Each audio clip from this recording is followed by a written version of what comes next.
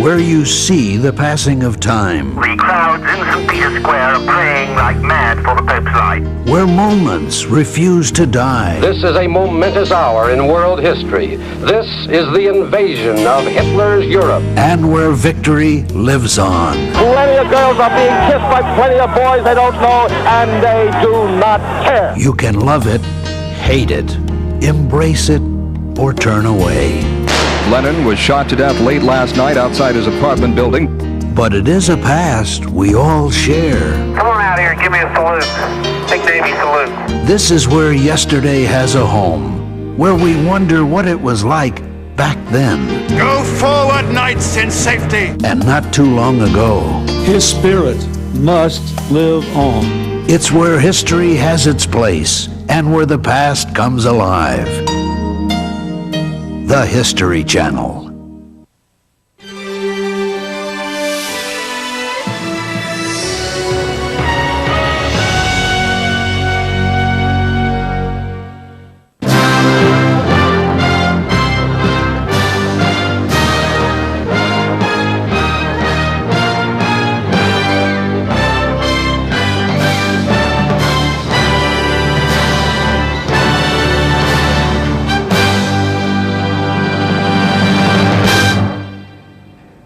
With more than 150 million computers in use around the world, modern society is increasingly dependent on them for everything from national defense to personal finance. But the explosive growth in the computer industry brought with it an explosion in crime, as high-tech outlaws launched attacks from a new electronic underworld. The most highly desired criminal over the next 30 or 40 years is going to be the computer hacker. That's the what we used to call the geek. You know, the kid we used to laugh at in high school with the little white plastic thing in his shirt pocket and all the pens sticking out and the little slide rule and the thick glasses. Don't laugh anymore. It turns out that with the advent of the computer age, some of those geeks set their sights on breaking into sophisticated government and corporate computer systems to wreak as much havoc as they could, sometimes just for the fun of it. One of the most notorious of the new outlaws was a man named Kevin Mitnick. In Raleigh, North Carolina, the world's most wanted computer hacker was zapped into a federal courthouse today under tight security. Kevin Mitnick is accused of billions of dollars in cyber piracy, using phones and high-tech know-how to tap into corporate computer files. Mitnick was arrested first at the age of 17 for stealing telephone company computer manuals. He quickly graduated to bigger crimes involving computers. He became obsessed, a defense lawyer later said, addicted to roaming through cyberspace and hacking with a vengeance. Then in 1988, he was arrested yet again, this time for breaking into corporate computers and causing millions of dollars in damages. This afternoon, Mitnick stood before a federal judge to plead innocent. A federal grand jury charged him with using unauthorized long-distance codes to tap college computers in London and computers at the University of Southern California. He is also accused of causing $4 million damage to a computer at the Digital Equipment Corporation. Federal prosecutors say Mitnick even used computers here at the USC Computer Lab to break into some top-secret national security computer systems. Mitnick was convicted and sentenced to a year in prison. After his release, he began court-ordered counseling for compulsive behavior disorders. But in 1992, he broke probation and went underground and promptly resumed his attacks on computers around the world. There was a federal warrant for his arrest, and he's been a fugitive for over 2 years. On the run, Mitnick was accused of infiltrating the cellular telephone network to steal credit card numbers and corporate software, and secret techniques for breaking into more computers. And as he got away with more and more, he became more and more brazen, deliberately infiltrating the computers of top security experts. Mitnick might never have been caught if he hadn't invaded the personal computer files of Tsutomu Shimomura, called by many a genius in computer security. It's like having someone walk through your house, or someone break into your house and walk through. I had data belonging to me, things that I work on, and proprietary information belonging to other companies that I do work with. And that's mostly what he got. The break-in took place on Christmas Day of 1994. And for the next 8 weeks, Shimomura followed Mitnick's trail from one computer to another. It's like good old-fashioned detective work, but the clues are different. Instead of having fingerprints, bloodstains, a bloody glove, whatever the case may be, you have other kinds of evidence. You have network traffic records. Shimomura was relentless, undeterred by threatening phone calls. Don't you know who I am? Me and my friends will kill you. Ah, Tostomo, my learned disciple. Haven't I not taught you, grasshopper? You must learn from the master. From California, Shimomura began helping the FBI. They traced Mitnick to a cellular phone near the Raleigh-Durham airport and then followed his signal to this apartment complex, where Mitnick was working the phones even as agents pounded on the door. The real pursuit here was about a week. Pretty intense week. We're working without sleep. We're going as fast as we can because we know that he can, if we go slowly, he's going to find out that we're onto him. And he may go somewhere else and be much harder to find. So in a way, it's a game. He's trying to get away with something and we're trying to catch him. And once we had a pretty good idea as to where he was by looking through his cellular billing records, we were able to go out there and physically home in on him. When Mitnick was arraigned in federal court, Shimomura and his quarry finally came face to face. And he looks at me, his eyes go wide. And I think suddenly it became clear to him how he'd been caught. And at that moment, I think it occurred to both of us that it wasn't a game. After the hearing, as he was being led away by the marshals, he said to me, "I respect your skills." Mitnick pled guilty to possessing stolen cell phone gear. The case was moved then to Los Angeles, where he was charged with an additional 25 felony counts ranging from the theft of computer passwords to 14 counts of wire fraud for stealing proprietary software. So one of the nation's most notorious computer criminals was finally out of action, thanks to Shimomura's persistence. Mr. Shimomura is an extremely knowledgeable computer expert. Could you have caught him without Shimomura? The answer is probably yes, but Shimomura played a significant role in the investigation. Mitnick was only the most prominent of a mushrooming group of illegal hackers. But it wasn't always so. The term hacker began benignly enough. The word hack originated at MIT to refer to general student pranks. By the 1960s, the term hacker referred specifically to students who had figured out ingenious ways to use computers. The first generation of computer hacking, one could say, was in the universities in the late 60s, early 70s, when computers started getting hooked together. And that was the beginning of hacking, was technical pranksterism and challenges amongst peers. And it was an intellectual exercise. There was nothing criminal about it. In fact, hackers had a code. The hacker ethic is to do no harm, do no damage, do no intentional or accidental damage upon a system. To go inside, look around, poke around, learn about the system, explore it, find out everything that you can, and leave quietly. Hackers were not interested in stealing things that were not theirs. The advent of low-cost personal computers in the 70s and 80s put computer power into the hands of millions of new users. And with those new users came a new generation of hackers, less concerned with ethics. What happened was a few bad apples gathered some of the knowledge and started applying it in malicious ways. Ronald Austin is accused of illegally tapping into 14 separate computer systems. The 19-year-old former UCLA student even managed to gain access to a special computer network that stores information on research projects for several government agencies, including the Defense Department. He is only 15, but he's a member of the country's most celebrated gang of computer invaders. It was pretty simple to get in on my standpoint, to get into some of these computers. By telephone hookup, this young man and a half-dozen friends were able to dial into a computer network that stretches across the continent. In Los Angeles, they accessed a computer at the Security Pacific Bank. In New Mexico, they tapped into the Los Alamos National Laboratory. In New York, they read and accidentally altered some files at the Sloan Kettering Cancer Center.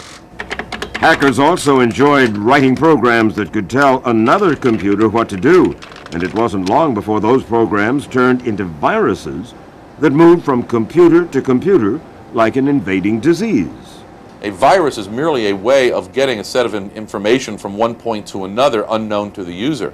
What the virus does is part and parcel of the payload that it is delivering. Once inside a computer, a virus can go into action immediately or sit quietly in the computer's memory, like a time bomb primed to go off on a certain date or after some particular action by the user. Once activated, viruses can cause untold damage inside thousands of computers. The FBI put out a nationwide alert today about a so-called computer virus set to go off Friday. It's nicknamed Michelangelo, but its masterpiece is far from the ceiling of the Sistine Chapel. It's a low-down work of sabotage that could wreck millions of computer programs around the world. Computer operators scrambled to purge the virus before it erased all the software and data stored inside their computer systems. In some cases, they were too late. In South Africa, Michelangelo hit hard. There, the electronic virus spread rampantly and somewhat ironically in the computers of hundreds of pharmacists.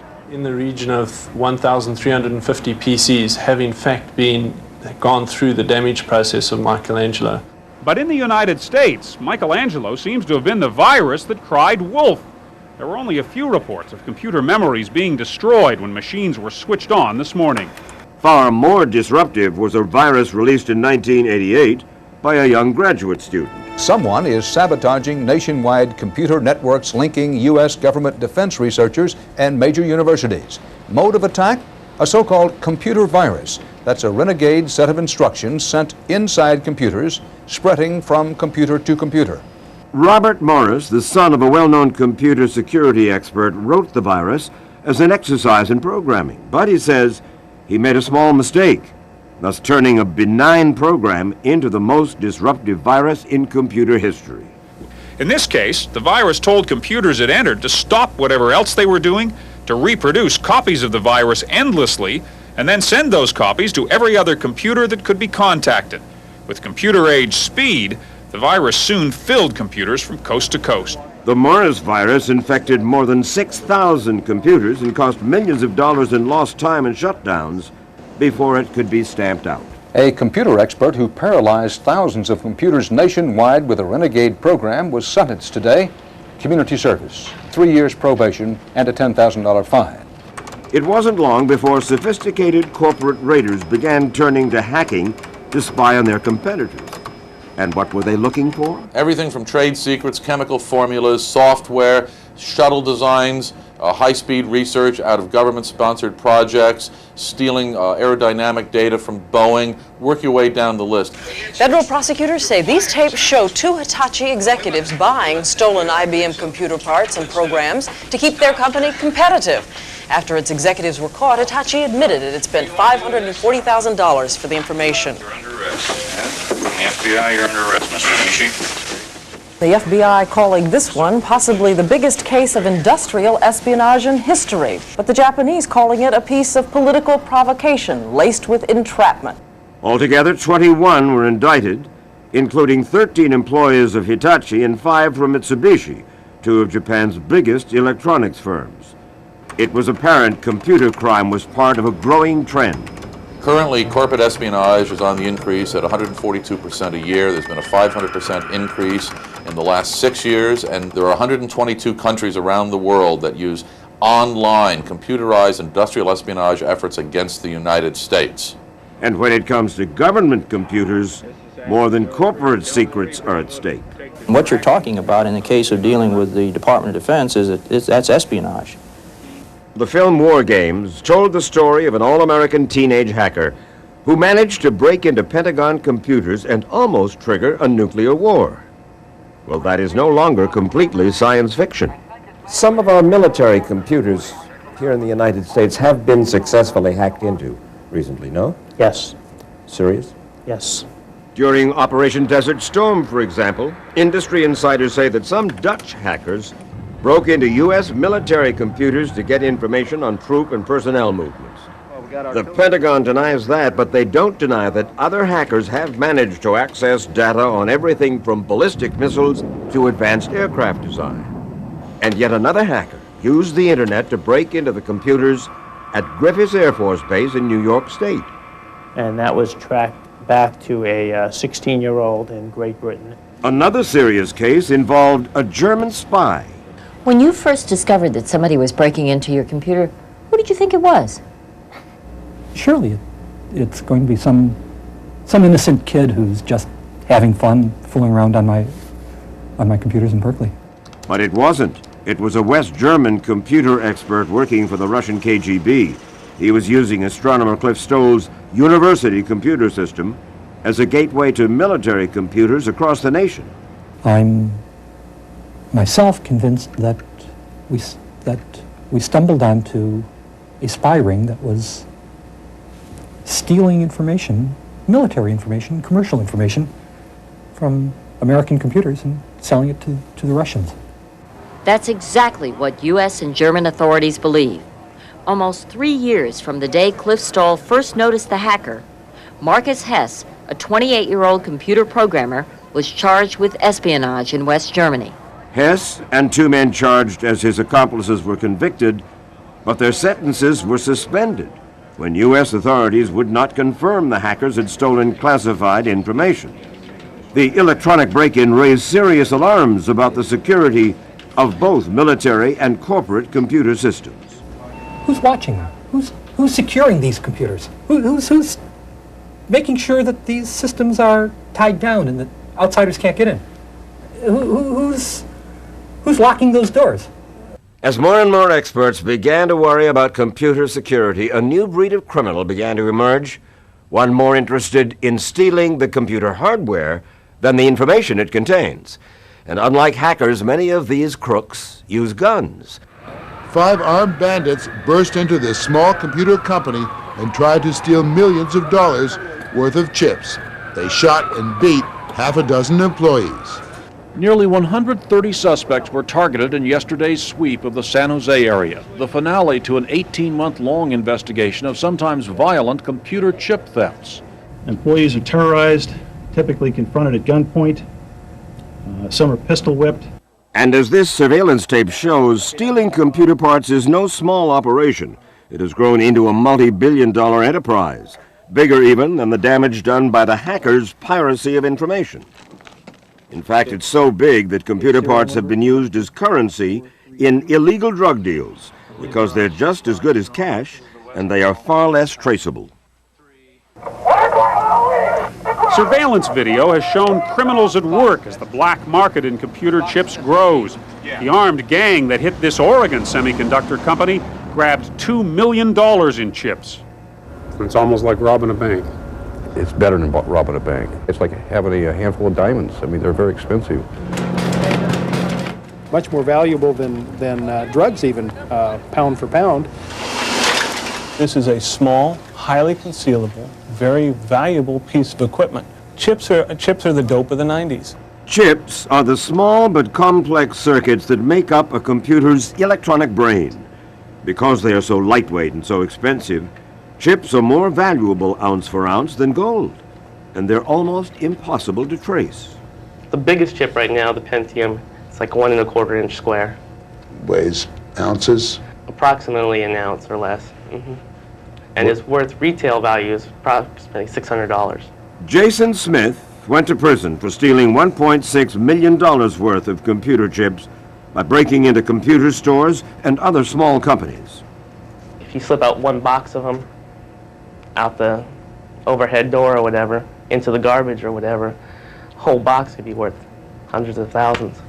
Stuff like this sells anywhere from 15 to 18 times in the first 72 hours after it's stolen.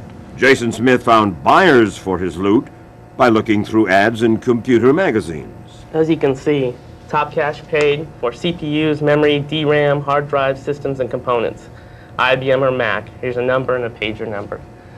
And there's many ads like this. And they buy no questions asked.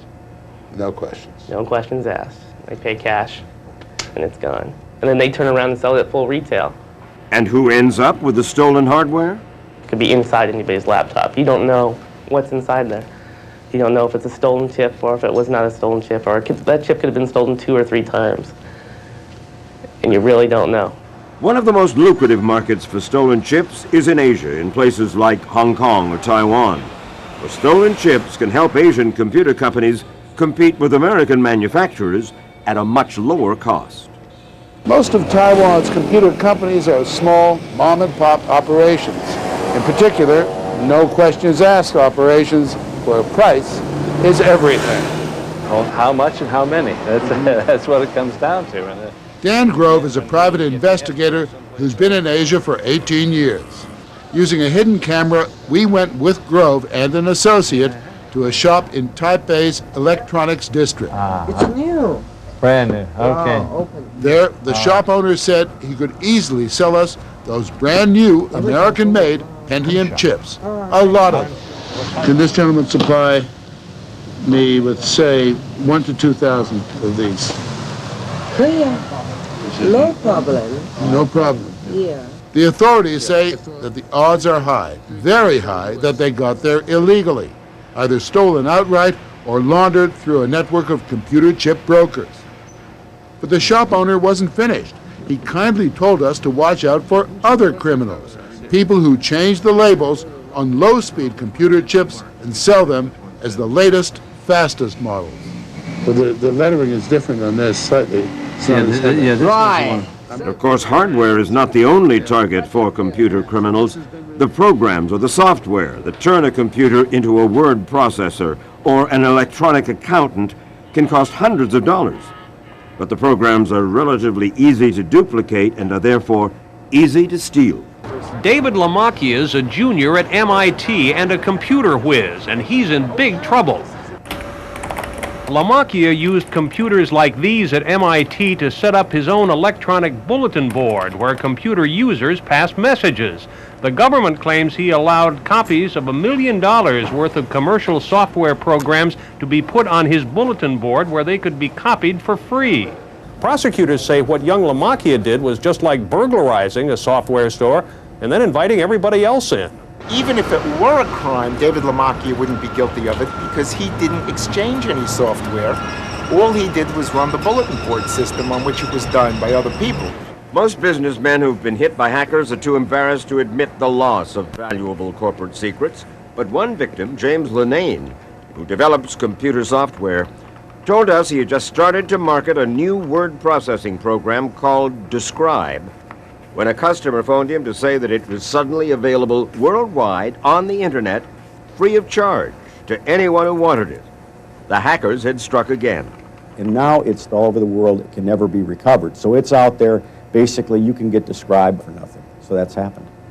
How much did you have invested in this software? I've personally invested $10 million in it, and it's yet to turn 1 cent of profit. It's costing the United States, depending upon whose numbers you're listening to, between $5 and $25 billion a year in lost intellectual property values from the software industry alone. Computers have turned up everywhere in the American economy, helping to run everything from the nation's banks to the corner grocery store. So it is no surprise that a new generation of thieves and scam artists have rushed to cash in at the new electronic frontier. Only this time, they're not holding up banks or corporations with guns.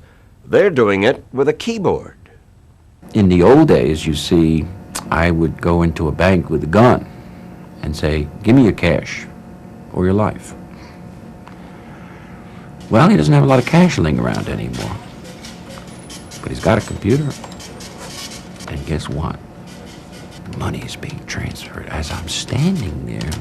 In a millisecond, hundreds, thousands, millions of dollars are moving back and forth. It was one of the biggest, most ambitious bank jobs in American history. Computer expert Stanley Mark Rifkin, arrested last November, charged with rigging Security Pacific National Bank's computers to cough up $10 million, part of which the FBI charged he used to buy Russian diamonds. Money and the diamonds both confiscated when Rifkin was arrested. Robbing banks by keyboard isn't confined to the United States. Computer hackers in Russia reportedly succeeded in breaking into the electronic money transfer system of Citibank and stole more than $10 million before they were caught. Court documents unsealed here in New York today said the money was shifted to bank accounts in 7 countries. Citibank says the money was recovered. 6 people are under arrest. Electronic thieves aren't just interested in money, they're also going after credit card numbers. Police in San Diego say they have cracked a nationwide network of young computer criminals. The hackers were able to make illegal credit card purchases by breaking into confidential computer files. Police say the illegal charges could total millions of dollars. If someone was so inclined, they could make reservations, rent limos, take airplane flights. All on somebody else's credit card. Well, actually, they could make it so it really was just free and wasn't billed to anybody. How do you do that? Well, if you break into the computer system, you don't really have to charge it to anybody. Just the credit card companies that are forced to absorb the loss. Also absorbing the loss of the nation's telephone companies, who are annually defrauded of millions of dollars by thieves who break into the huge computers that run the nation's phone systems, making free long-distance phone calls and stealing access codes. It's as easy as going into a store and buying a piece of candy. These two teenagers are about to show you just how simple it is to penetrate an AT&T system. This is Alan and his partner Bob. They're in the illegal business of breaking into the phone systems. They asked us to disguise their faces and alter their voices. Is it tough to get into a company's phone system? I call a number and I get your computers. And then from that computer, I just own the whole phone system. And then I could call into a number and get your dial tone and then call out from your dial tone. Let's see what we've got. Sorry, just like, listen. That is a modem carrier, and we've just connected to it. You're in someone's phone system right now? Yes. See, this is a private system. Reach out and freak someone. Elapsed time, less than 4 minutes. And keep in mind, these teens claim they infiltrate hundreds of different phone systems every year. And they're not alone. There are hundreds of phone hackers like them across the country who steal telephone codes. It's a booming business. Once you get these numbers, what do you do with them? Sell them. Who buys them? People on the street who sells them to normal people to call their home country. What do you charge your customers for these numbers? For 10 numbers, $2,000 a week. Tracking down modern computer thieves has been compared to tracking down ghosts. After committing a crime, modern electronic thieves simply vanish into cyberspace. And that's convenient if you happen to be an embezzler. The fear is that the very men who design and operate these systems are in a position to commit some of the biggest bank heists in history. It has already begun. In Chicago, the Cosmopolitan Bank lost $7 million a few years back. It was basically a bad check scheme, but one of the bank officers used its computer to cover up the fraud. In New York, the Union Dime Savings Bank had a chief teller steal $1.5 million, covering up through the computer. Bankers admit that there are many more cases that never reach court because banks don't want bad publicity. Thieves frequently break into computer systems by stealing passwords, the codes that tell a computer who is an authorized user. And there are even computer programs designed especially to figure out passwords. There are programs that were developed for law enforcement that unfortunately have kind of gotten out there. That program can pick out secret passwords because when analyzed electronically, they stand out from the rest of the words in a file. Alan Brill was able to find my secret password within just seconds. The machine believes that your password was Xena. There it is. With that password, I can get in and I can be you.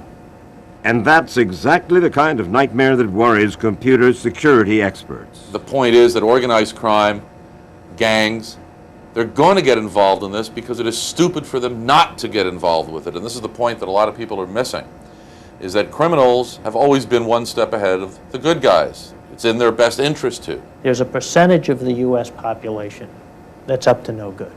So they're going to look at this technology and say, how can I commit fraud using this technology? How can I steal property using this technology? How can I injure people, if we're so inclined, using this technology? So the John Gottis of the future will be hackers, or the grandsons of hackers. Correct.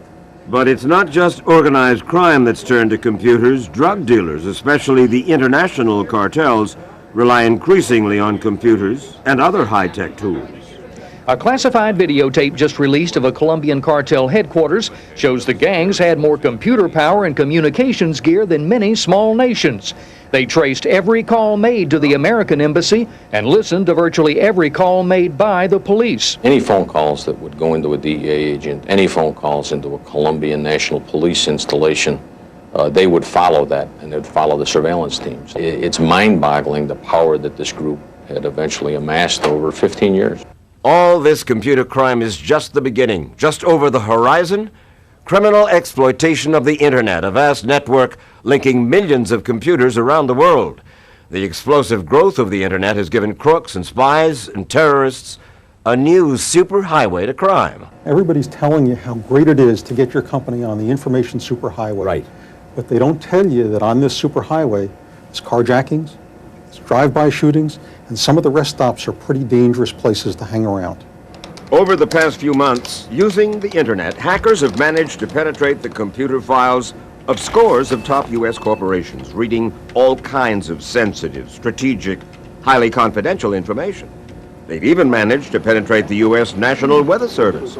And if it weren't for the service's backup system, the results of that penetration could have been disastrous.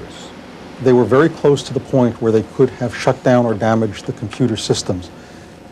If that had happened, no pilot would be able to get a weather forecast for his airplane. Commercial aviation probably would have ground to a halt. In 1991, fewer than 3 million computers were wired into the Internet.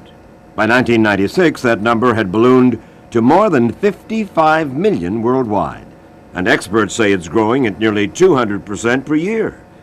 It's this vast network that gives criminals access to so many computers.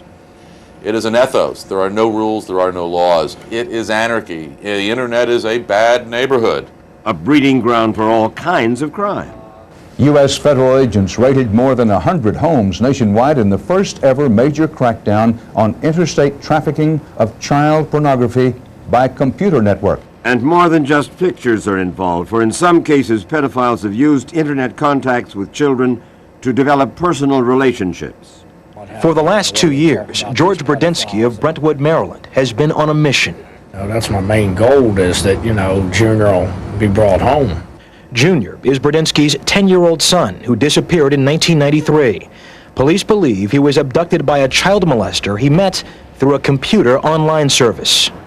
It's hard. I mean, there's days that go by, you call the police and you feel that, they don't call you back. But Junior's case led the FBI to launch Innocent Images, a major investigation of computer kiddie porn, which the agency announced today has led to at least 12 arrests and raids on more than 120 homes nationwide. That the utilization of online services or bulletin board systems is rapidly becoming one of the most prevalent techniques by which individuals share child pornographic images. Concern about the availability of Internet pornography prompted the Congress to pass the Communications Decency Act in February of 1996, making it illegal to transmit so-called indecent material over the Internet. Sexual predators cruise the information superhighway to lure children into the inappropriate discussions and conduct, and the cloak of secrecy is used by a few to terrorize innocent victims. But in June of 1996, a federal court ruled the Communications Decency Act was unconstitutional. Free speech advocates were jubilant, shooting off fireworks in cyberspace. Today's ruling was a stern denunciation of the Communications Decency Act, which would have criminalized the furnishing of indecent material over the vast computer network known as the Internet. In a whopping 130-page opinion, the 3 federal judges declared the law would stifle free speech over this new medium. The 1996 law, though, was not the first time the federal government had tried to legislate against computer crime. The first federal computer crime law went on the books in 1984, and by the mid-90s, 49 states had passed computer crime laws. But passing a law and enforcing it are two different matters. I carry a gun, a badge, and at least one computer everywhere. Fresno, California Detective Frank Clark learned about the problems involved in enforcing the law at first hand while he was trying to bring an accused stalker to justice, someone with a computer who was stalking people from New Jersey to California. He is stalking me. By every definition of the law, he's stalking me. Evelyn in New Jersey and Larry in New York are typical Prodigy customers. They write to friends privately using electronic or email. And they post messages on the bulletin boards, a kind of public forum where members share their opinions or seek advice on topics from babysitting to basketball. That's where the stalker found his victims.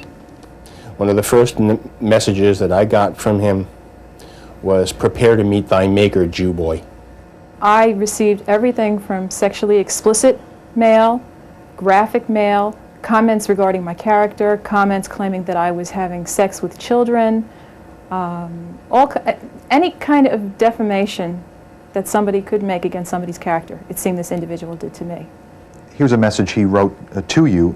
Evie, you should be more careful about your addresses. I'm afraid that I'll come home someday from work and find this man sitting in my living room. I am afraid that I'll get out of my car some night and he'll be standing there waiting for me. Yes, I am definitely afraid of him. Who is terrorizing Larry and Evelyn? His victims know him well by his computer signature. Vito. It's Vito again. The case is complex because of computers involved, but really they're the same old crimes being committed with new technology. Detective Clark arrested a suspect in the case, but prosecutors felt they didn't have enough evidence to hold him. What they needed was more evidence linking his computer terminal to the Vito messages. But gathering that kind of evidence is not easy. Local domestic law enforcement doesn't have the capability, doesn't have the knowledge, does not have the suite of tools by which to respond. So enforcement has become primarily a federal responsibility. We have developed a unit within the criminal division who is versed in computers, much more so than myself, I would add. I'm very encouraged by the work that they are undertaking to work with the FBI and to be able to pursue, whether it be consumer fraud, child pornography, or other misuse of the information infrastructure. One outfit that is supposed to help deal with these risks is the Computer Emergency Response Team, CERT, at Carnegie Mellon University in Pittsburgh. Funded by the U.S. government, its task is to help prevent break-ins on the internet by advising how to block them. And it's a tough job. Until just recently, Dane Gary managed CERT. Who's in charge of internet? Mike, there's no one in charge of the internet. There is no network manager. There's no network administration at the internet level.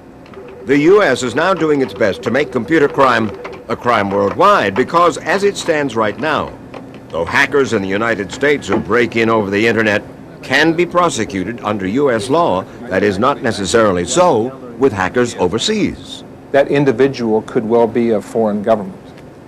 That individual could be a foreign competitor that is paying for that information. What we're seeing is that corporate espionage and government espionage has gone into the computer age. Foreign intelligence services have discovered that they have to help their national economies. And in many cases, the way to do that is with industrial espionage. Steal the secrets and jumpstart your industries without ever having to leave home. You mean somebody can sit, I suppose, from here, you could sit, if were you of a mind to, and enter somebody else's... Anywhere in the world, and that's the internet. It's the threat of foreign penetration of the internet that worries law enforcement authorities most. Skilled computer experts can launch terrorist attacks or start outright electronic war using the internet. I don't need bombs, I don't need bullets, I don't need bayonets. I just need some mean bits and bytes, and I can achieve everything that you can with a gun. The Pentagon has more than 2 million computers and more than 4 million military and civilian users, making it especially vulnerable to attacks from cyberspace. Although advanced computer technology has greatly enhanced the efficiency of our armed forces, it has also brought about new vulnerabilities and challenges we're just beginning to learn about. The computers of the United States, the networks of the United States, both in the private sector and within the government, are so poorly protected that we face a potential for an electronic Pearl Harbor. That point was driven home by a 1996 General Accounting Office study ordered by the Congress to assess the security of government computers. The GAO explains how easy it is to attack defense computer systems with hacker tools that are available to millions of Internet users worldwide. To quote their words, the potential for catastrophic damage is great, end of quote. GAO reports that defense computers faced over 250,000 hacker attacks each year. That's just in DoD. Almost all the successful attacks on DoD computers involved unclassified systems. But the GAO says it costs tens of millions, and perhaps as much as several $100 million each year to repair the damage. Almost as frightening is the threat to the nation's civilian computer networks. The civilian counterpart of this thing is a huge danger to this country. I mean, really, this is big stuff. If you want to let your mind run a little rampant here, you literally have a new means of warfare. It's called information warfare, and it can inflict a new form of mass destruction. The capability to shut down entire nation states, societies, and economies is with us today. That is information warfare. For a well-motivated, well-financed adversary, a computer terrorist group, whether it's an individual, a nation state, doesn't matter who it is, if they so desired, they could launch an attack against the United States and bring our economy down by a third within 30 days. Are the trillions of dollars that are electronically transferred each day secure? What about our airplanes, electrical grids, and ground transportation networks? The CIA is so concerned about the problem, it recently set up an Information Warfare Center. There are new threats that come from changing technology. One that is of particular concern to me is the growing ease of penetration of our interlocked computer and telecommunications systems, and the intelligence community must be in the future alert to these threats. We have the technology, we have the solutions to protect against breaking and entering into computer systems. We have this entire suite of capabilities, but we've chosen not to do anything about it through apathy, through arrogance, through a reluctance to invest in our future. We have to overcome that, and part of that's going to come through national policy. But there's little agreement on how to proceed. When we move from the physical world into cyberspace, traditional divisions of responsibility and assignment of roles and missions become confusing, if not completely outdated. Is the bad actor a 16-year-old, a foreign agent, an anarchist, or a combination of all? How do you decide whether you use the intelligence community or whether you use the FBI?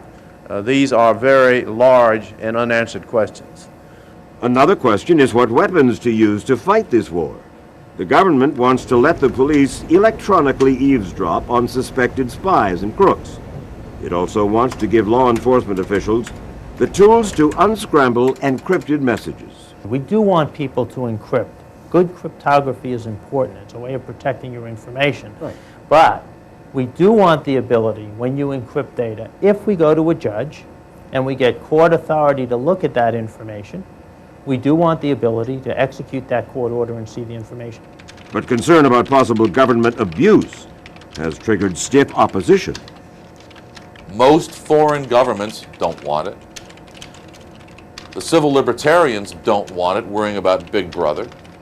And other people, including myself, say, what good is it?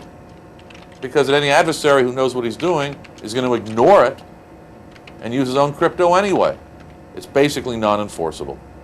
As the debate continued, an increasingly worried Congress acted in the fall of 1996 to strengthen federal laws governing computer crime, imposing criminal penalties for economic espionage, and adding electronic blackmail and other crimes to federal computer crime laws. Although the information age offers great promise, and we all know that, and we all know that we're not going to roll back the clock, our rush to connect must be tempered with a desire to protect. Clearly, the time to think about the security of our information infrastructure is now. Just as the steam engine ushered in an industrial revolution, computers are transforming societies in ways their inventors never imagined. But as powerful computers move into more and more homes and offices, and as the Internet connects more and more computers, our electronic society is more and more vulnerable to criminal hackers and spies and terrorists. The federal government says it can limit the growth of computer crime. How? By controlling how the Internet is used to transfer information back and forth. But the critics say that giving the government that sort of control could unleash an electronic big brother on the information superhighway. Until those issues are resolved, cyberspace will remain a dangerous frontier. I'm Mike Wallace, and this is the 20th Century.